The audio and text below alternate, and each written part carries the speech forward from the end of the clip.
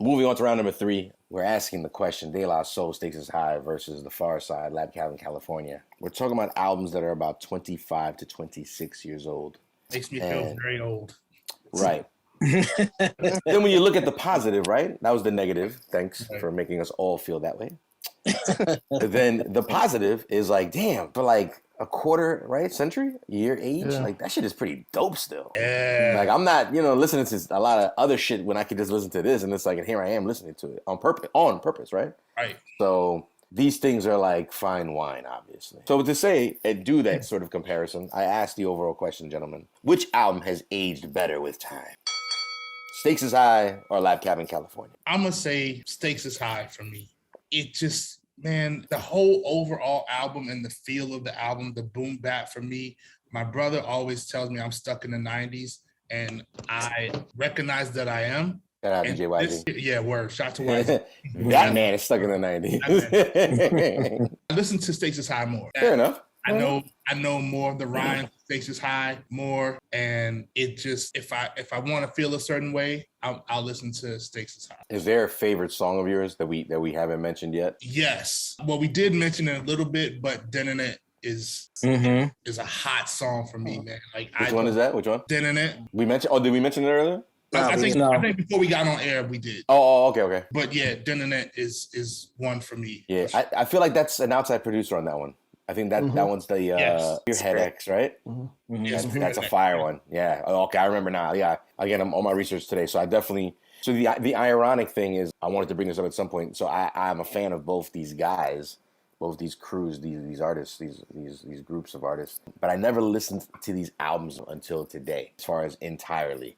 Definitely knew the highlights, the cliff notes, which is why I kind of mentioned that earlier. Yeah. So when it comes to Pharcyde, I was more of a Bizarre Ride to the Pharcyde fan when it comes to making that choice. And when it came to De La, Potholes in My Lawn, after that, I kind of like would highlight through with stuff like that. Even later on with all the stuff of artificial intelligence. You know, that series. I was trying to say artificial intelligence series, which I just said right now. I kind of would just cherry pick off that kind of stuff. Okay. I never fully, but it definitely lived up to what I read about as far as critiquing. It was a pretty dark album. Not dark in the sense of like Flatliners dark. Yeah. Just darker than what we're used to from De La. But I understood the point and the message and the stance. And then I listened to Pharcyde. And I was excited because I knew there was a bunch of Dilla shit on there. And it didn't disappoint. Even the Pharcyde stuff. Like that. I almost feel like everybody in the group got a chance to produce a song. Like everybody. Yeah. Lip, Imani, Slim Kid, Fat Lip, and I can't remember the fourth one. Forgive me. Booty Brown. Booty Brown, who did actually a few. Yo, matter of fact, there you go. Shout out to all of them because the Booty Brown tracks are pretty fucking fire. Like he produced, he produced more than one, I think, if I'm not mistaken. So it was kind of cool to run down both of those lanes. And I feel like they both represent the era they come from and could easily be listened to both times. Who wants to go next? Stakes is High, man. Stakes is High, I think is an album I just definitely listen to more. Sunshine, Dinner, It's So Easy. I think was it Strong Island, right? Strong Island's on here too, right? Strong Island, and the joint with Breaks is on there. The joint with Janae also. Yeah, Four More. Yeah. All those joints. Yeah, all those joints are just bangers. Yeah. They're all bangers. Like I still listen to faithfully. You know what I mean? So my vote is for Stakes is High, man. Stakes is High. There you go. Fair enough. Anybody else want to step up and drop their vote? I'm gonna say Stakes is High as well. I just think that from them is just timeless. You can throw in any De La joint and it'll just resonate, man. Like, any De La album for me personally. Any one of them, and it'll sound like something that'll just come out of any. Well, every album they had something, so they had something that you could pick from. So yeah, they were good for that. They were definitely good for that. Like I remember later on, like I not that I wrote them off. I felt like the industry kind of wrote them off after Stakes is High just due to the sales. But then they came back with artificial intelligence, and you had the shit with Redman. Yeah. Ooh. That was so hard, son. Oh my gosh, it was so hard. What year was that? 2000? 2001, one of the 2 years. Because that was when they like kind of, I think like Tommy Boy was, again, this is the era of like, does De La Soul really even matter at this point? I didn't feel that way, but like the industry would, because like that classic era was already starting to get shut out. This is the 2000s. We're talking about Lil Jon. We're talking about Yin Yang Twins. We're talking about, like Nelly. So it's like, where do these guys fit in? And I'll jump in. I think I'm at the point where you can go ahead and get me, Jules, because I probably don't. It probably don't matter. No. We are still fully accepting votes at the moment. Oh, okay. I thought I missed out, but I was gonna say, like, for me, believe me, man, I absolutely love Stakes is High, right? But as far as aging, right? And I remember I was talking to Hobo about this earlier. I don't think it aged very well. It had that perfect boom bap, straight hip hop, perfect boom bap sound for back in like the mid to late 90s. But to me, like, I listen to it now and I'm like, yeah. But the thing about, I tell you what, you listen to Lab Cab in California, and especially knowing that Lab Cab in California came out before Stakes is High, it sounds so futuristic to me. Like the melodic jazz, like the way that they do stuff in it, like the way the bass lines hit and everything, and just like everything about it sounds like, doesn't even sound like 1995 or anything close to that to me. And even to this day, when I didn't listen to it this go around thinking that, and it's interesting, and I wish I had thought about that. So do you think that they took a little bit more time to put their project together, or it was a more of a collaborative effort from each person that says, you know what, we're gonna do this like this because we want it to sound like it's so futuristic that people can listen to this as it was put out yesterday? Sometimes artists want to have a sound that's their own sound, and they say, I don't want nobody to ever come close to it or touch this for another 30 or 40 years. Sometimes. That's interesting. The Love Movement album was Jay Till too, and people hated that album. Mm-hmm. But today, what's the feeling today? I don't feel like that's the feeling today on that album. No, that's a dope album. Well, no, right. But and I guess what I'm trying to say is just the comparison. It's interesting that from what Malcolm said, that's the Pharcyde album. That was what, 96, and then I think the Love Moon was what, 97, 98. No, 95 for the Pharcyde and 96 for Stakes. And then what year was Love Movement? That had 98. Yeah, so it may seem a little bit off topic, but it's just, I guess we're talking about like the Faith Evans single, right? That album. Huh? We're talking about like the Faith Evans single, the Stressed Out shit. That was Beats, Rhymes, and Life. Yeah. Oh shit, my bad. So what was the Love Movement? Was the so you took that joint. Yeah. People hate that album. So it's interesting to say that. That shit was hot. I think that was like 97 though. I think that was like 97. Find My Way still sounds incredible nowadays. Yeah, that's fire. A dope ass record. Crazy. But the thing is, I remember, to piggyback off of what Scan said, when that album came out, a lot of people were anticipating it to be something different. And it was like, this doesn't really sound like a Tribe Called Quest album. But I think it still had a lot of good gems on it. But if you go back and play it, it'll still hit. But I think back then, people didn't appreciate it for what it was because they wanted it to be like their other project. But it kind of wasn't. I don't know if they had it in mind, but there were some real creative dudes, man. You can see by the output of stuff that they did, like their videos, just the way they were, like the way they rhymed, like the skits. There's some real creative dudes. So I wouldn't be surprised. But to me, all I can look at is just the final project that they came out with. And I think it was really hitting at the time. You know, I don't really get into sales too much, but I know they had the big singles. So it was really hitting at the time. I remember all of us, me and my boys and all that stuff, when we listened to the album, we loved the album all the way through. It was a little darker, obviously, but we loved it. It has some light moments and some funny skits. And it's just like, just production-wise, it's a beautifully produced album. It's just like amazing, and it's definitely next level. You know, it always has been. Trip before you Stakes is high. I said it so fast. So you count it. Yeah, no, I feel you. Listen. Who am I to stop the tortoise from finally crossing the finish line? But that was fast. When we send this to editing, I said it fast so he doesn't mute. When we send this to editing, your vote doesn't mean shit.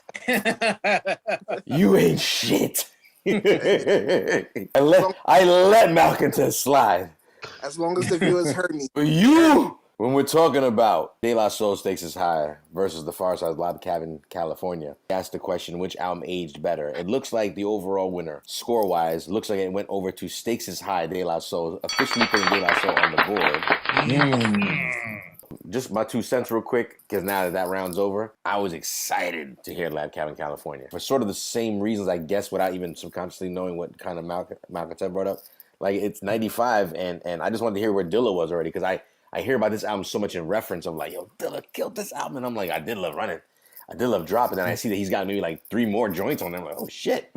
But the album felt a little bit all over the place. I didn't get a cohesive vibe kind of like how we talk about the darkness of daylight shit. Like it was like a message in the entire, like, you know, sort of down to the interlude, sort of explaining what's going on. There's fire on Lab Cabin. There's also joints that are cool. I didn't find nothing whack. I'll tell you that. There's nothing on there that's whack. Right. Not at all. Not even close. Because you know me. But everything on there was fire.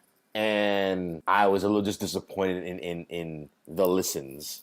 And I would much, in this particular question, I would have went with Dayla as well. It's still refreshing to listen to. There's just dope contributions from every single artist on the Far Side. Like Slim Kid does a dope track. I remember I was washing the dishes when one of the Slim Kid's produced tracks came on. He started singing the She Said joint, which is the third single. Yeah. Right. Which there's a Dilla remix, by the way. I don't know if you guys got to hear it. Is fire. Yeah. And he sang, and I was like, damn, that motherfucker sang his heart out, like just to like kind of Drake rap in a sort of way, right? Before Drake even existed. But just the way he came out was like, yo, he produced this song. Like I just knew it. I didn't even know the track listing yet like that. I just knew that. I was like, yeah, he threw so much emotion in that first like 2 bars of like, I was like, yo, you wouldn't do that on someone else's track. Like you do that on some shit you made, like, cause you're so confident, like I killed this shit. And he did produce it. And it's a third single, and it's like, okay, I get it. And that's a dope song. But I think Booty Brown had to look at Malcontent's shirt. I thought she was looking at the booty.